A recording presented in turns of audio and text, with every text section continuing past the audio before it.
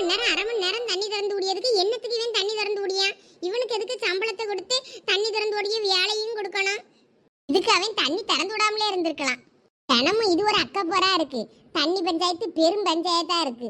அங்க குழாவாப்புல அங்க ஒரே அடிப்படி சண்டையுமா தான் இருக்கு இந்த தண்ணியால. நல்ல தண்ணி விடியான்னா அதுவும் கிடையாது. குடிக்கிறதுக்கு தண்ணியும் காசு கொடுத்து தான் வாங்க வேண்டியிருக்கு. இப்போ ஏன் பிள்ளைகளா எங்களா இருக்கிய? வீட்டுக்குள்ள என்ன பண்ணிக்கிட்டு இருக்கிய? வெளியே வாங்களா. இந்த தண்ணி உடியவே லட்சணம் தெரிஞ்சுதான் ஒரு 2 குடத்தை நான் முதையே உள்ள கொண்டு வந்து அடுப்பங்கரையில இறக்கி வச்சேன். இறக்கி வச்சதும் நல்லதா தான் போச்சு. என்ன செய்யாளுவ உள்ள கூப்பிட கூப்பிட சத்தம் தராண்டேங்காளுவ. காலையிலே போங்களா தண்ணி பிடிக்கன்னு ஒரு தீயும் போவாண்டேன்ட்டா. இப்ப பாரு வெறுங்குடமா தூக்கிக்கிட்டு வந்திருக்கேன். அடுத்து பத்திராளி அக்கா வீட்டு தெருவுக்கு தண்ணி வரும். அங்க போனோன்னா வேணா ஒரு குடம் எப்படின்னா கேட்டு பிடிச்சிட்டு வர்றதுக்கு கேட்கலாம். பத்திராளி அக்கா விட்டாலும் அடுத்த உழவு விடாண்டாளுவ. அவியலுக்கே மாட்டுக்கு தண்ணி பத்தாது, வெயில் காலம் வேற. அவியலே என்ன பண்ணேன்னு புலம்புவாவ. என்ன செய்ய? லெச்சு தண்ணி இல்லைன்னா புலம்ப ஆரம்பிச்சிருமே. லெச்சு லெச்சு.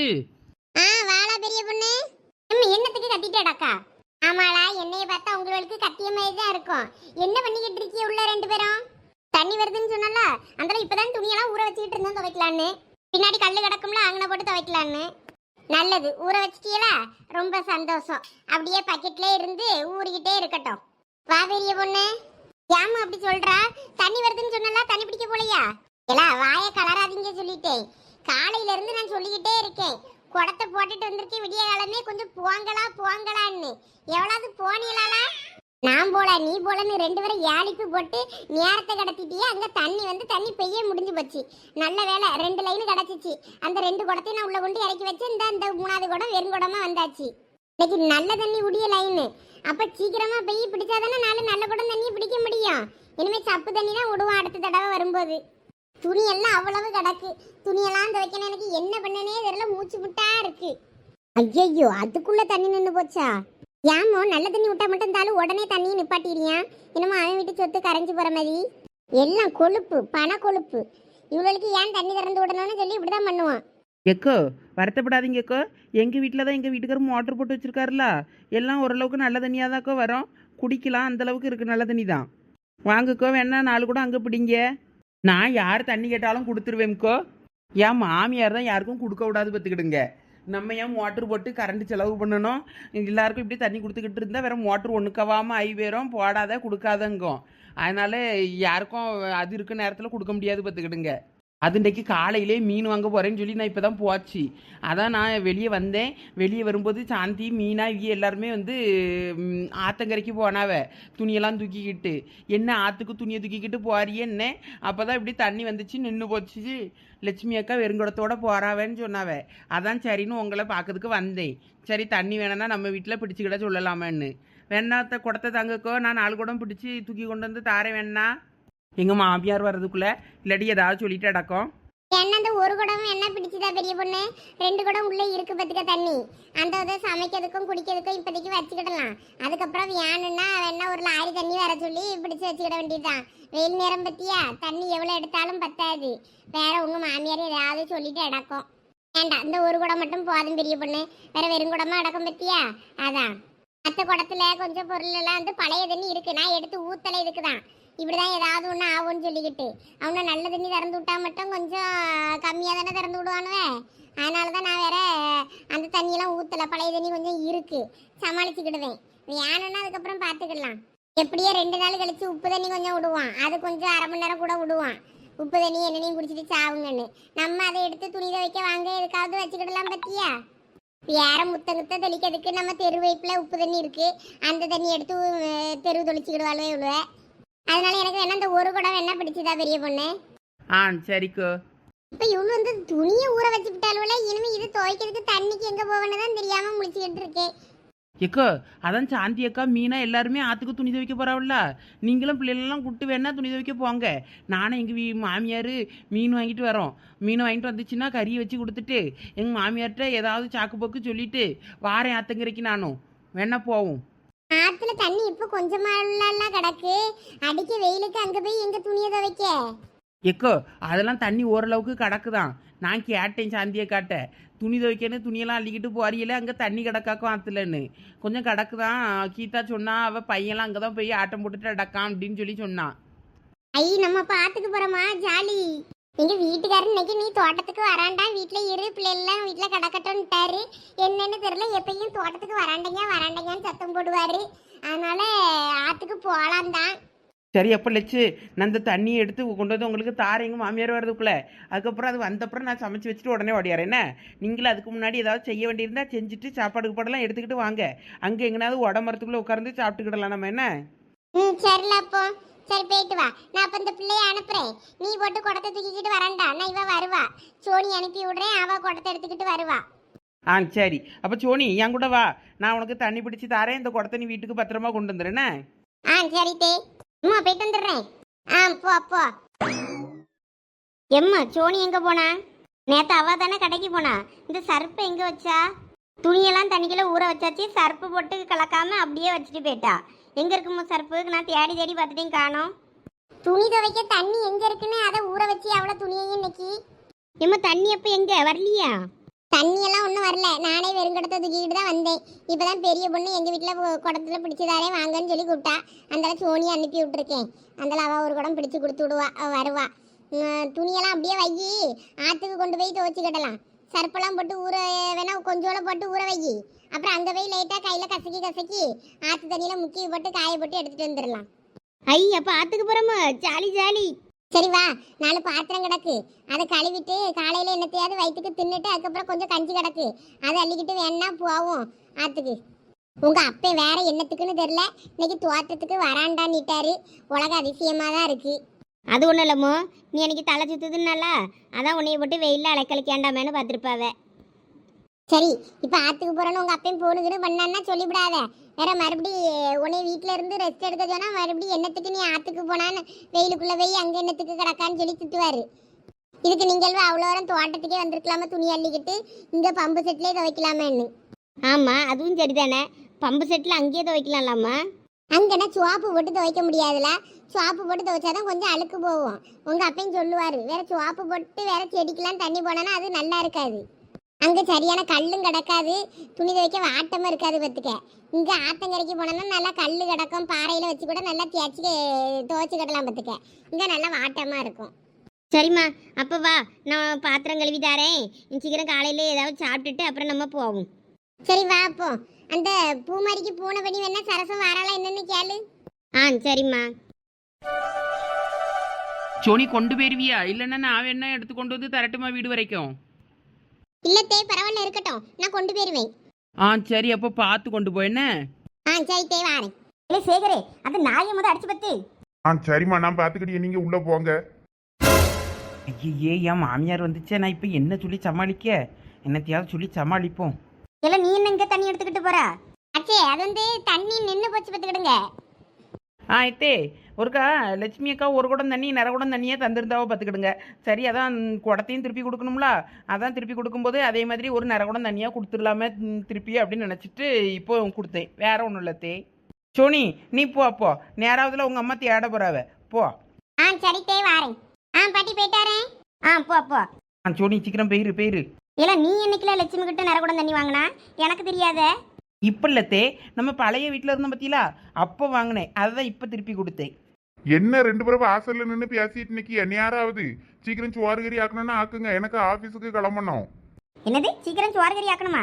எதா இருந்தாலும் உன் பொண்டாட்டி தான் செய்யணும், நான் எதுவும் செய்யாண்டேன். உன்னையே சொல்லலாமா? அவளைதான் சொன்னேன், அவகிட்ட கொடு, அவ கழுவி எல்லாம் செய்வா. அவ ஒழுங்கா சுத்தபத்தமா கழுவாண்டா, நான் கழுவி கொடுக்கேன், அவ செய்யட்டும். சரிம்மா ஏதோ ஒன்று பண்ணுங்க போங்க.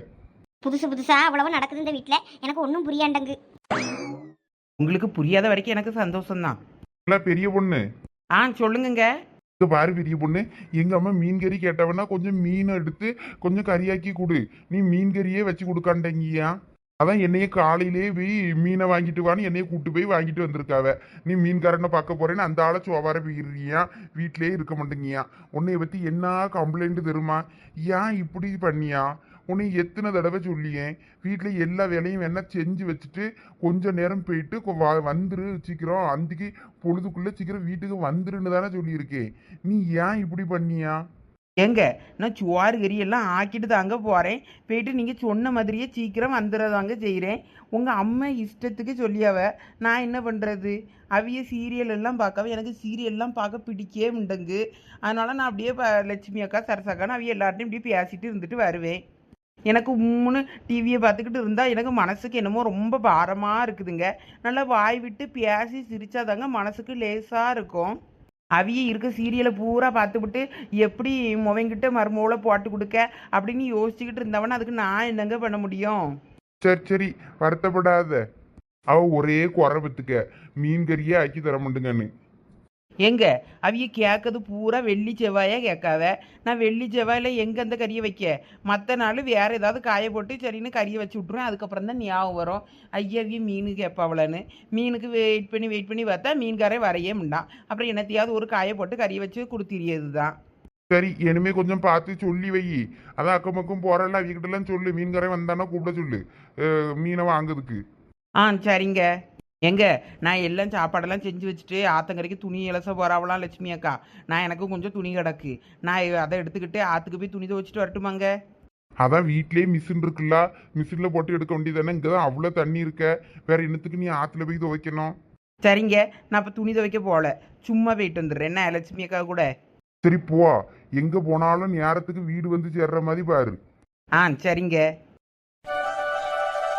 சரசு சரி செஞ்ச. அவன் எங்க வீட்டுக்குள்ளதான் படுத்து கிடப்பானா இருக்கும். நேரத்துல இருந்து ஒன்னும் சாப்பிடாண்டேன்னு கிளாச்சிக்கிட்டு படுத்திருக்கான்ல. நான் அவனை காலையில இருந்து வேற நான் பார்க்கவும் இல்லை. காலையிலே தண்ணி எடுக்க போனேன். தண்ணியெல்லாம் எடுத்துட்டு வந்து பூரிக்கு மாவு பசஞ்சு வச்சிருந்தேன். அந்தால பூரியை சுட்டுட்டு அங்கே அடுப்பங்கரையிலே தான் நின்றுருக்கேன். இப்பதான் வாரேன். ஏமா பூமாரி, அவன் இருந்தானா அவனை எழுப்பி விடுமா, சாப்பிட சொல்லு. அவெல்லாம் ஒன்னும் வீட்டுல இல்லம்மா, அவன் காலையிலே கிளம்பி போயிட்டான். என்னது, காலையிலே கிளம்பி வெளியே போனானா? ஆமாம்மா, போகும்போது என் முடியிலே நல்லா மிதிச்சிட்டு போயிட்டா. என்னாலே வலிச்சிட்டு தெரியுமா? அந்த வழியில தான் நானே எந்திரிச்சேன். கிருக்கேன் சொல்ல சொல்ல நிக்காம அம்பாட்டுக்கு போயிட்டே இருந்தான்.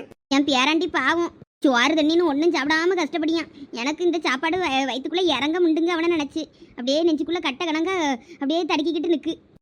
கஷ்டமா இருந்துச்சுன்னா கம்பு எடுத்து வயிற்றுல குத்து, வயிற்றுக்குள்ள போவோம். ஏலே சின்னத்துறை, என்ன பேச்சு பேசிய நீ? என் பேரன் என்ன வருத்தப்படியான்னு தெரியுமா? ஒரு சொட்டுக்கு ஒரு பச்சை தண்ணி கூட இந்த வீட்டில் குடிக்காண்டேன்னு அந்த ஆளை கிடக்கான். நான் தாயே இப்படி வீட்டுக்குள்ளே இப்படியே கிடக்காத, வெளியே தெருவில் வேணாலும் போயிட்டு வா அப்படின்னு சொல்லி அனுப்பி விட்டேன். நீங்கள் சும்மா அவன் மேலே அவ்வளோ நேரம் கோவப்படாதீங்க. என் பேரன் என்ன பண்ணுவான்?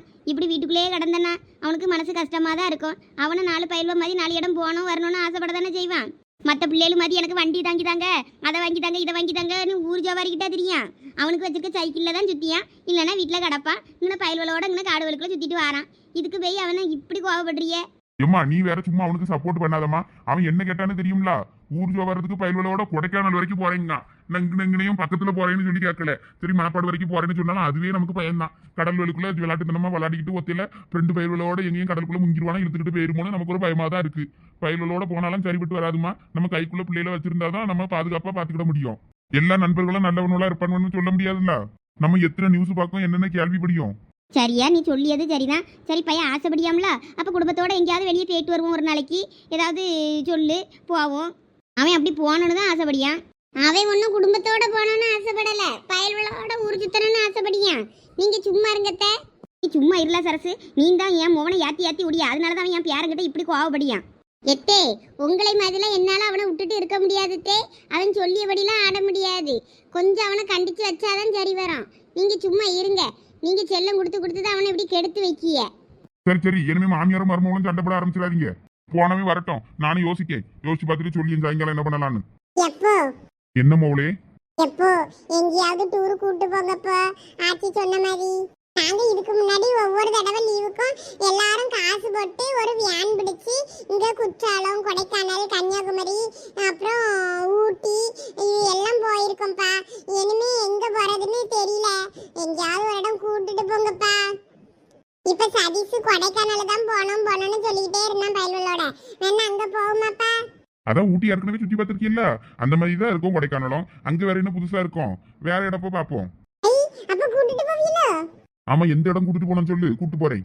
வியூவர்ஸ் எல்லாரும் நிறைய ஊர் அனுப்பியிருக்காங்க டூருக்கு வர்றதுக்கு. எங்க ஊருக்கு வாங்க, நாங்க சுத்தி காட்டுறோம்னு சொல்லி. நான் எல்லாரும் கமெண்டையும் பார்த்தேன். நிறைய பேர் கொடைக்கானல், சென்னை, அப்புறம் ஒண்டர்லா இந்த மாதிரி நிறைய இடம் சொல்லி போட்டிருந்தாங்க. அதையே சொன்ன எல்லா இடத்துக்கும் போகணும்னு ஆசையா தான் இருக்கு. இருக்கும் இருக்கும். ஏம்மா சும்மா இருமா.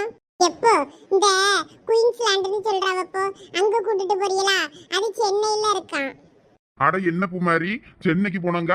சென்னையும் இங்க மாதிரி தான் வெயிலா இருக்கும். நல்ல குளு குளுன்னு இருக்க பிளேஸுக்கு தான் இந்த டைம்ல போவாவ டூர் கண்டிருக்கு. நீ என்ன அங்க போனாங்க?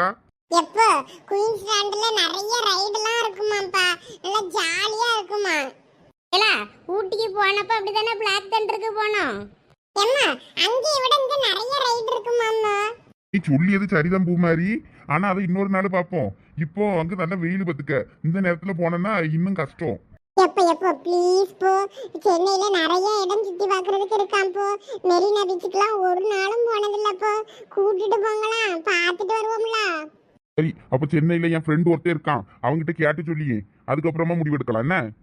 சரி போ. ஆனா கண்டிப்பா கூட்டிட்டு போணும். அங்க சென்னை ஃபுல்லா சுத்தி பார்க்கணும் என்ன? அங்க போனதுக்கு அப்புறம் இங்கே இருந்துக்கலாம்னு ஃபீல் பண்ணுவ பேரு நீ.